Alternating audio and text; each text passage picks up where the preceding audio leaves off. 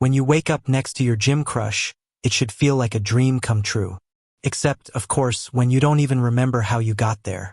The first thing I noticed was his arm warm, solid, resting across my chest. The second was the slow rise and fall of his breath against my shoulder. And the third was panic. Because Evan, the skinny IT guy who can barely lift a 20-pound dumbbell, was lying half-naked in bed beside Logan Hayes, the hottest trainer at Westfield Fitness. My heart sprinted faster than I ever could on a treadmill. Flashback to 2 months earlier, when I first joined the gym out of equal parts insecurity and desperation.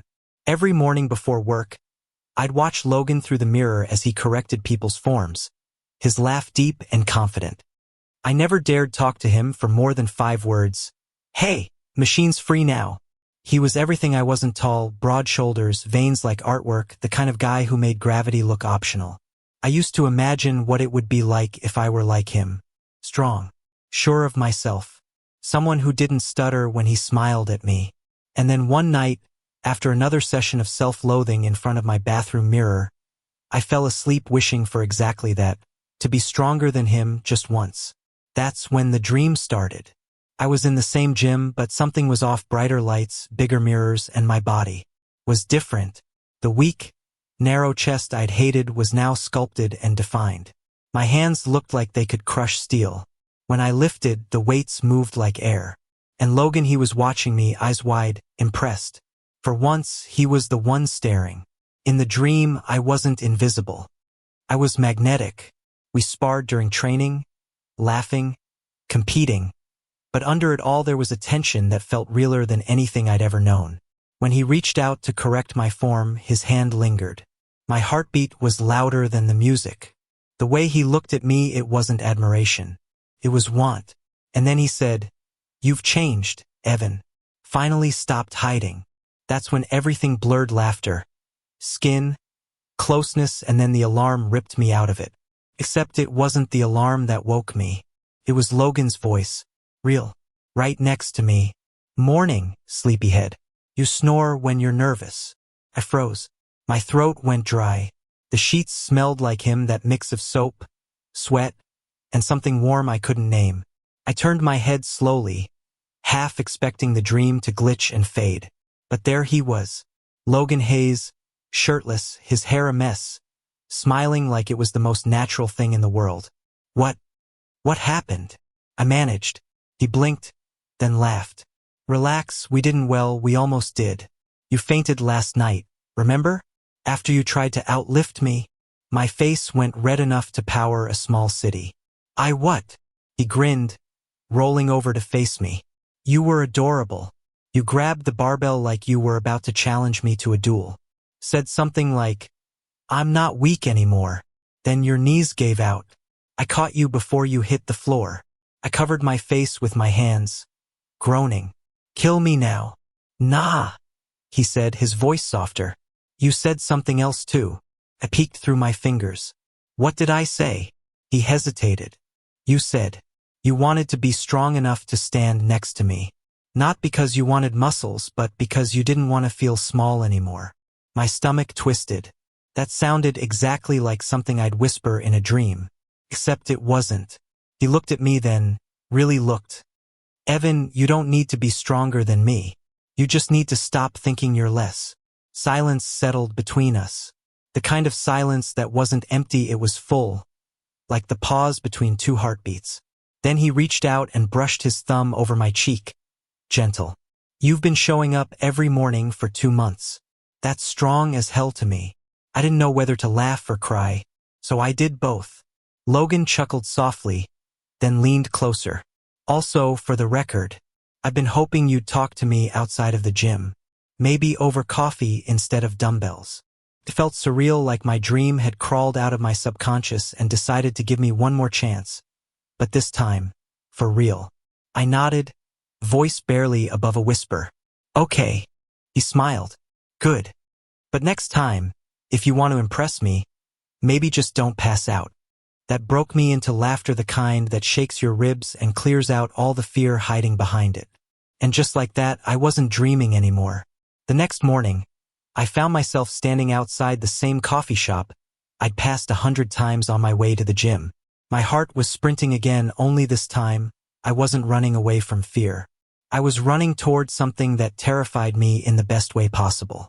Logan was already there, sitting by the window. A gray hoodie, messy hair, coffee cup in one hand, phone in the other. When he looked up and saw me, his whole face lit up. That smile, the one that made my knees weak on leg day, was aimed straight at me. "Evan," he said, standing as I walked in. "You made it. And look still conscious." I laughed, rubbing the back of my neck. "Barely. My pride's still in recovery." He grinned and gestured to the seat across from him. "Then let's give your pride a protein shake. Sit." The conversation started awkwardly, as all conversations do when your brain keeps screaming you're on a date with your crush. But soon something shifted. We talked about everything. His dream of opening his own gym, my job in tech support, our mutual hatred for burpees, and the weird way gym mirrors make everyone look more dramatic than they really are. At some point, the laughter softened. He leaned forward, elbows on the table, eyes steady. "Can I ask you something?" "Sure." "Why do you think you're not strong?" The question hit harder than any workout. I stared at my cup, watching the steam twist and vanish. "Because I spent years being the quiet one. The guy people overlooked. I thought if I looked different, if I built myself up enough, maybe I'd finally be seen." He nodded slowly. "And did it work?" I smiled faintly. "Well, I fainted trying. So, maybe not." Logan laughed, but there was softness behind it. "You know, I used to feel that way too." I looked up, surprised. "You?" He shrugged. "Yeah. Everyone thinks I'm this confident trainer who has it all figured out. Truth is, I started working out because I hated how small I felt. My dad was a Marine. My brothers all athletes. I thought muscles would make me matter." There it was again, that strange, quiet honesty between us. The kind that made the world outside blur. "I guess we both tried to fix something that wasn't broken," I said. He smiled, small and genuine. "Maybe. Or maybe we just had to grow into the people who could see our own worth." Silence again, comfortable this time. The kind that hums. Then, without warning, he reached across the table and rested his hand over mine. His palm was warm, calloused, grounding. "You don't need to change, Evan. You just need to let people see you really see you."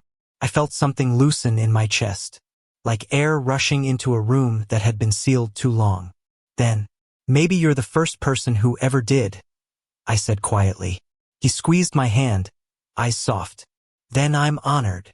Weeks passed, and something shifted between us. It wasn't sudden or cinematic, no grand declarations.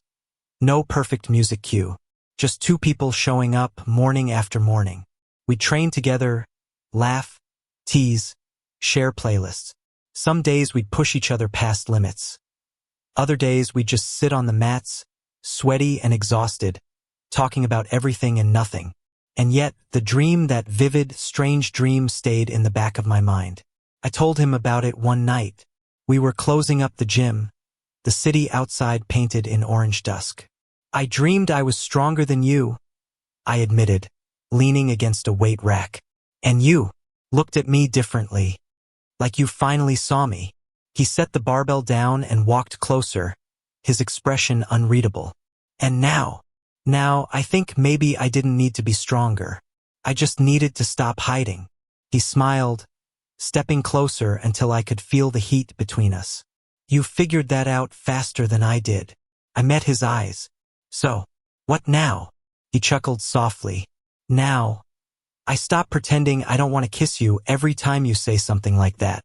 I froze, heart thundering, then whispered, "Then don't pretend." And just like that, he didn't. It wasn't fireworks or slow-motion perfection. It was warm, real, a little clumsy, the kind of kiss that says, "I've been waiting for this, but I want to get it right." When we finally pulled apart, I laughed breathlessly. "You know, this still feels like a dream." He smiled, brushing a thumb over my cheek. "Then I guess we both woke up in the right one." Months later, the gym became something else entirely for me. Not a place of proving, but of becoming. I still struggled, still had bad days, Still tripped over my own insecurities, but every time I looked up, he was there. Not as the guy I wanted to be, but as the man who chose to stay. One morning, as we stood side by side at the mirror, Logan caught my gaze in the reflection. "Remember what you said the night you fainted?" he asked, grinning. "That I wanted to be strong enough to stand next to you?"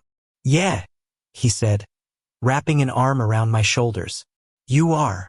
And for the first time, I believed him. Because strength wasn't about the weight on the bar, or the mirror's reflection, or the muscles I wished I had.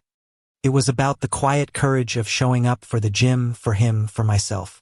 The dream had ended, but the life I woke up to was better. And as his hand found mine, warm and certain, I realized something simple and profound. I didn't need to dream of being stronger anymore. I already was. Thank you for listening. Don't forget to like and subscribe to stay updated with the latest videos.